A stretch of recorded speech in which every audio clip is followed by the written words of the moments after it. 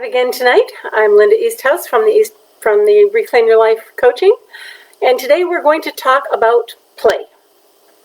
I know this is something that many adults don't do very much of. By the way, if you are on live here with me, please put a message in there, let us know, and feel free to give me a hashtag if you're watching the replay on this. I'm just trying to get the comments up so that I can see it there. There we go. All right, so play.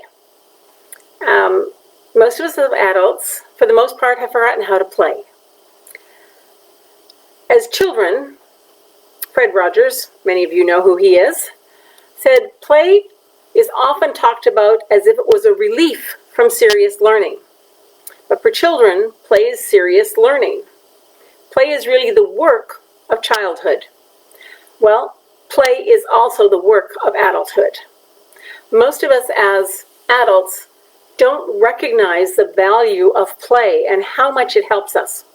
I want to just give you a few of the key benefits of play, and then we're going to talk a little more about what play actually is. So what does play do for an adult? We know what play does for kids. We've got that figured out. But for an adult, what does play do? Well, one of the key things that we need to recognize is play is critical to our neural development, and it contributes to our problem-solving ability. And as adults, neurological development needs to continue. We're forever having to learn things for work and for new technologies and for all kinds of stuff. And so our neurological development is really important, because when you're not developing your neurology, you are losing your neurology. It's like a muscle. You either use it or you lose it. So people who retire or do nothing or start to, just vegetate and watch TV all the time and do no thinking, do no word puzzles, do no reading, begin to lose their brain functions and abilities. And that neurological development actually happens through play. One of the key ways that we get it. Obviously, play also contributes to problem-solving abilities. That's part of your neurological development, and which is very important to adults. Play is also an essential way that adults build social resilience and emotional well-being. As adults, we still have to learn to get along in the sandbox.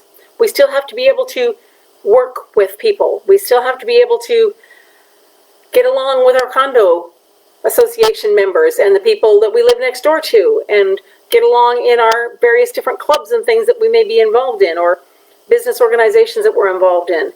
And play is one of the ways that we do that. And play allows us to experiment in our relationships. It allows us to try things out and develop things and learn what works and what doesn't work with different people and in different situations. And play is a key way to help us function in society and not feel like we're the odd man out, or we're left out, or we're afraid to go somewhere and do something because we don't quite know how to interact with them. Well, play is how you get that.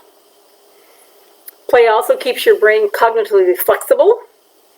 What happens in the brain is, as you do something, if you do the same thing over and over and over, it develops a neurological pathway. But when it develops a pathway, it prunes off the other pathways, and our brains become less flexible. We have less flexible thinking. We are less able to deal with things that aren't on that pathway. And play allows us to build new pathways and multiple pathways and exercise pathways that we don't normally use in our daytime, and it keeps our brains flexible. And it prevents some of that pruning that might otherwise take out some of that stuff. It builds creativity, it fuels your imagination, it helps you find creative solutions to things, and these days we all need creative solutions. It enhances your ability to integrate and organize information that come from your senses. So your touch, your taste, your eyes, your hearing. To integrate and organize all of that information, the ability to do that is enhanced through play. Now there are those are the key benefits for us as adults, but there are two systems that are involved in play that are critical to our well-being, and this is how play helps us do those things that we just talked about. And those two systems are your vestibular system and your proprioception system. Don't worry about those big names. We're going to talk a wee little bit about them, but you already know them. Your vestibular system is your sense of motion, to tell when you're moving, to tell where your head is in space, to tell when you're moving back and forth. I don't know about you, but I've been in a car where the car beside me started to move, and I went, because I thought my car was moving, because that motion happened there, and that sense of motion, your body's ability to pick up that sense of motion, is your vestibular system. And it's really, really important that as we age and grow older, that vestibular system stays strong and flexible, because that sense of where we are in space, that sense of motion, does two things. One, it keeps our posture and our position so that we don't fall. When older people fall and break hips, it becomes a major medical issue.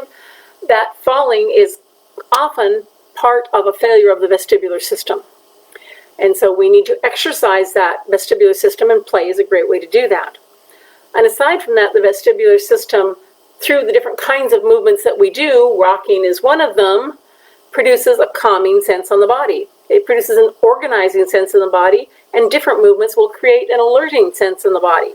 So we get different responses according to what movement we make, but those movements can very much help calm and organize our physical system, our emotions, our thinking. All of those things can be enhanced through the process of play that exercises our vestibular system. The second one is the proprioception, and that's the input we get from our muscles. So proprioception is the sense that our muscles send little messages that our muscles send through the system to say that this muscle is holding this much weight, and it needs more energy if it's going to hold it for very much longer. And as we push or pull or stretch, as joints are compressed together and joints are stretched apart in movement and activity, the body gets all these messages. And those messages actually are critical parts of keeping your body functioning. So if we're not doing those things, we're not sending the messages, we're not keeping those pathways clear and strong, then our movement gets stiff. We have less movement, we have less ability to carry heavy weights. We lose a lot of functionality because our proprioception isn't getting the work that it needs. For children, heavy work is play.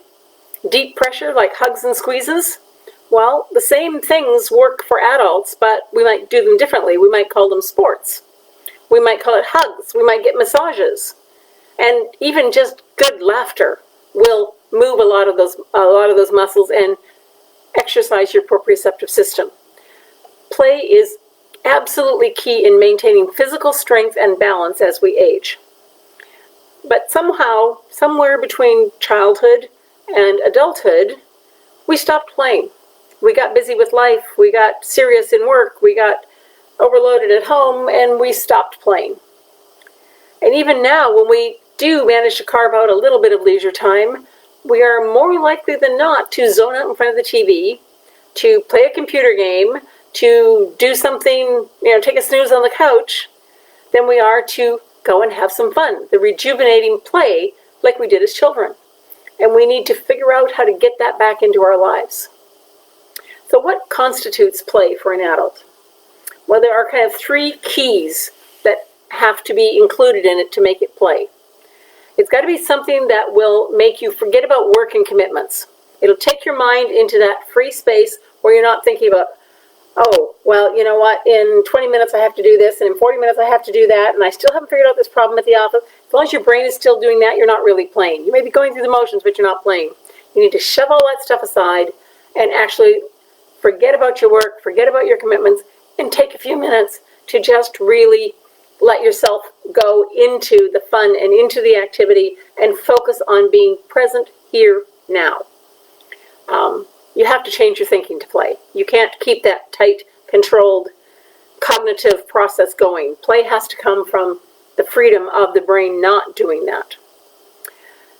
The second major component in play is that it should be unstructured, social activity. In other words, for many people, it's not play if it's highly structured. For some people, they can get away with that, but it needs to be creative, and the less structured it is, the better. Play should be spontaneous. It should be fun. That's the whole point of it. So you want some social interaction in it. Although many people can play by themselves for a certain amount of the time, there's also some play that needs to happen in the social realm. And the third major component is it has to be something that makes you happy. If it's not making you happy, it's not play. You need to recapture that joyful abandonment sense of childhood where you just let yourself go into it and you don't worry about what other people are thinking. You don't worry about what time it is. You don't worry about, where you are. You just enjoy it and it makes you happy. If it doesn't make you happy and you're not able to get into that, this is fun, I'm enjoying this, and I'm not thinking about anything else, you're not really playing. And the great thing is that play doesn't have to be very long. Most of us don't need huge amounts of play, we just need it regularly. And play will be different for every person. What's play to one person will not be play to the next. Many people find play is simply goofing around with their friends, just being silly and having fun. Other people that does not do it for them. Play might be sharing jokes with a coworker. It might be throwing a frisbee with your kids. It might be dressing up on Halloween with your kids instead of just taking them out. It might be building a snowman in your yard, playing fetch with your dog, acting out charades at a party, going for a bike ride. Go with your spouse with no destination in mind. Just say, let's go for an hour and ride for fun. For some people, it's playing board games. For other people, playing board games is work because they have to figure out the strategy. They have to win. So then it's no longer play. It might be going dancing. It might be going out for coffee with a friend. It might be going for a walk by yourself if you want. If you spend a lot of time with people, it might just go for a walk by yourself and look at the trees and look at the flowers and listen to the birds and don't have your mind thinking about everything else. Just enjoy being out in the fresh air. So play is going to be different for everybody. For me, actually working with clients, doing the energy work with clients is play. I love it. It's easy for me. And my body actually says it's play. But the part of business that is, making the appointments and doing the bookkeeping and doing the advertising and managing that's work. And so for other people, that kind of stuff they enjoy doing that and it's fun for them. For me, it's not. So everybody has their own thing. I really enjoy playing board games. My husband doesn't. So when we have company over, we play, he puts up with it, I have fun. But on the other hand, he loves to go running and he likes to go out for walks, and so twice a week we will go together and have a really nice walk, and we don't talk about work and we don't talk about COVID and we don't talk about the problems, we just go and enjoy and we look at the waves and we listen to the sound and we watch the birds, and that's fun.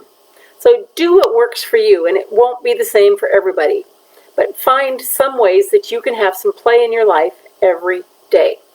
Even just a few minutes. A few minutes sprinkled here and a few minutes sprinkled there and a walk later with your friends, that's enough to get the benefits of play. So play will add joy to your life. It will relieve stress. It can supercharge your learning. It can connect you to others. Play will make your work more reasonable and productive and pleasurable. There's good reasons why you need to include play every once in a while. At least every day, a little bit. Play is used to boost productivity and innovation. You all know that in companies like the big tech startups and a lot of the companies that hire the under 30s, they have playrooms in their offices. And people are allowed to have toys at their desk. And they're allowed to go play basketball for an hour if their brain is fried. Because play will boost productivity and create a flow of creativity in the brain. Success at work is not about how much time you spend at work or how hard you work. It's about the quality of your work. And if you want the quality of your work, then it depends on your own well-being. If you take time to replenish yourself through play, that will improve your well-being and your quality of work. So, playing is not selfish. Playing is part of being good. And you'll notice that many of the top management people take time off to go play squash or basketball or go for a run or whatever, because they know that's important. We need to do the same things. when you're on a project and you hit a serious wall and you're feeling frustrated and you're feeling fried, go take 10 minutes and play. Part of the reason why that works is it takes your mind off the problem. When you're playing and you're in that spontaneous place, that inner editor, that one that says, oh, you can't do that, no, that won't work, I don't think so. That inner editor that we all have, that kind of gets shut off and put away. So your brain is allowed to process different corrections, different thoughts, different ways of doing things.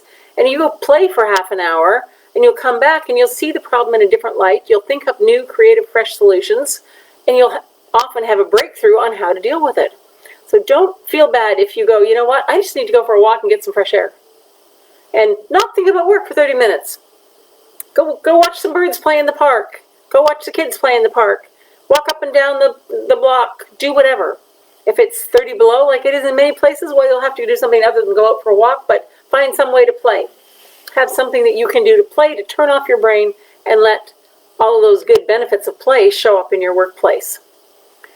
Playing keeps you functional when you're under stress. Playing refreshes your body and your mind. Playing encourages teamwork. It increases your energy and often prevents burnout. One of the recent studies I read around burnout, and I've been through pretty close to burnout, if not full burnout. Depends on whether you ask me or my doctor, he'd say it was full burnout. I'd say, well, I was close. One of the key differences in people who experience burnout is they don't play. And back then I didn't play. It's taken me a long time to learn how to play as an adult, but I tell you, it's important. It triggers your creativity and innovation, and it helps you see problems in a new way. So, what are you going to go do to play? In the comments, put down what you like to do to play. How many minutes a day are you going to dedicate to play? Even if it's just 5 or 10. Make the choice to do something, to plan, to play, and just let yourself go do something, whatever. Can be play a game of solitaire. Can be get one of those puzzle books and do some puzzles. I don't care what you do. Doesn't matter what you do. As long as it's fun for you, gets your mind out of the work and problem mode, allows it to flow in a free form, and it actually brings you joy and happiness. If it meets those 3 criteria, it'll do the job for play.